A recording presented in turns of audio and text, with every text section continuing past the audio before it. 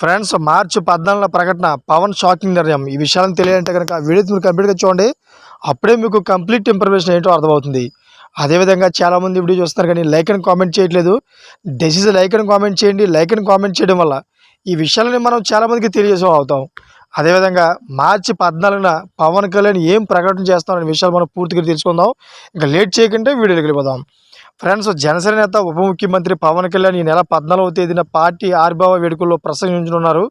పిఠాపురం నియోజకవర్గంలో ఈ ప్లీనరీకి సంబంధించిన ఏర్పాట్లు దాదాపు పూర్తయ్యాయి. రాష్ట్రం నలుమూలల నుంచి లక్షలాది మంది పార్టీ కార్యకర్తలు, అభిమానులు పిఠాపురం తరలి వచ్చే అవకాశం ఉంది. అధికారంలోకి వచ్చిన తర్వాత జరుగుతున్న తొలి ప్లీనరీ కావడంతో పెద్ద సంఖ్యలో కార్యకర్తలు వస్తారని భావించి అందుకు తగినట్లుగా ఏర్పాట్లు చేస్తున్నారు. ఇందుకోసం నేతలకు పవన్ కళ్యాణ్ బాధ్యతలను అప్పగించారు. ఎక్కడ దూర ప్రాంతాల నుంచి వచ్చిన కార్యకర్తలకు, నేతలకు ఇబ్బందులు కలగకుండా చూడాలని ఆదేశించారు.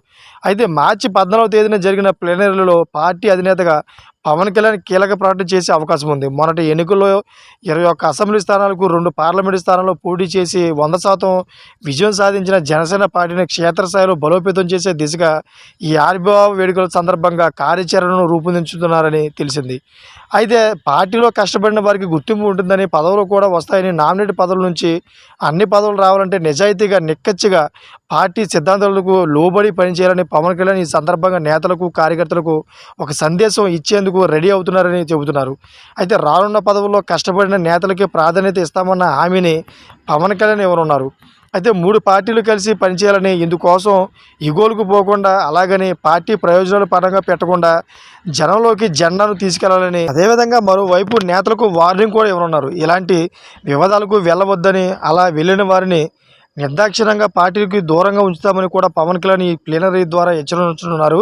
అనేక చోట్ల టీడీపీ, జనసేన నేతలకు మధ్య విభేదాలు ఉన్నాయన్న విషయాన్ని కూడా ఆయన ప్రత్యేకంగా ప్రస్తావించి, ఏదైనా సమస్యలుంటే పార్టీ కార్యాలయంలో ఫిర్యాదు చేస్తే తాను నేరుగా చంద్రబాబు నాయుడుతో మాట్లాడి అక్కడి సమస్యలను పరిష్కరించేందుకు కృషి చేస్తారన్న హామీ కూడా ఇవ్వనున్నారు.